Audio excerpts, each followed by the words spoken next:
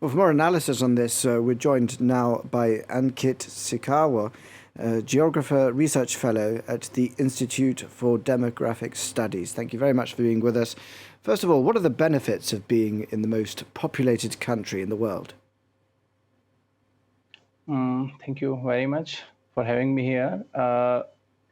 The benefits of being the first ranked in terms of the population comes with a lot of challenges. So let me just talk about how India is having a potential of a huge bulk of young population into its population composition. So India, people under the age of 25 accounts for more than 40% of India's population. And this is one of the advantage that India has, and at the same time it is a challenge for the government to engage this huge bulk of population into economic activities.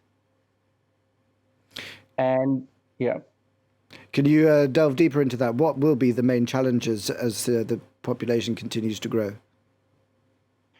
Yes, the population continues to grow, and it is projected that it will grow up to the 2060s, when the population will reach its peak, having around 1.7 billion people, and then it will start declining. But before that, we have a lot of challenges in terms of, first, what I said about the employment activities for the young population. Second, about education and health facilities, which are the core for driving India with this huge population to a sustainable development path. So if we look at India's key statistics in terms of its health, so the infant mortality rate, for an example, if we take into account, it has reduced significantly as compared to the previous decades, but it is still quite higher than the neighboring countries such as Bhutan, Sri Lanka, Bangladesh. So India has to look these things quite differently, that and we have to implement the policies, considering that we are now at the most populated country of the world. Now, if you look at India with its population growing as China's population is now declining, along with many Western nations where the populations are aging, what effects will this have globally, do you think?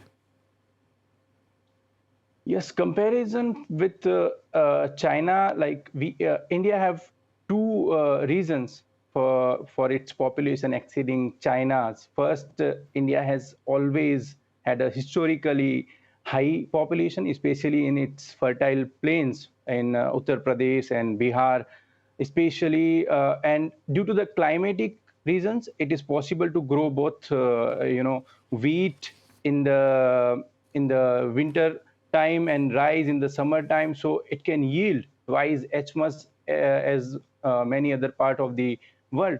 And secondly, the transition that India has experienced, the demographic transition, it started quite later than China. And right now, the difference is because there was a huge gap between educating people, particularly the women. And of course, about the aging population, India still have the 7% of its total population as aged population.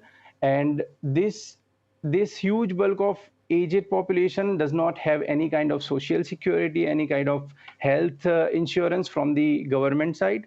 So we need to think differently about the aged population. India is still one of the most polluting countries in the world. What effect will this have on the climate as the population continues to grow? Yes, the population has, of course, the relationship with how the climate is changing very drastically. So on one hand, we have heat waves, so summers are becoming more hotter day by day, and winters, on the other hand, the people are dying from the cold waves.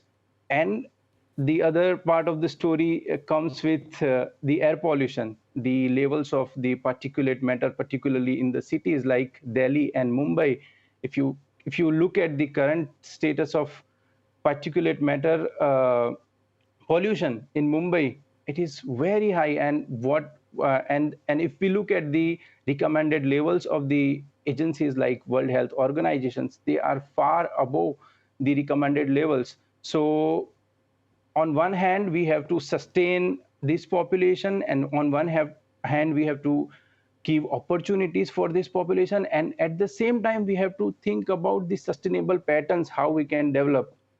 So, about the air pollution, we have to focus on the main cities, which are growing very fast, and at the same time witnessing a huge air pollution, and I think all kind of pollutions.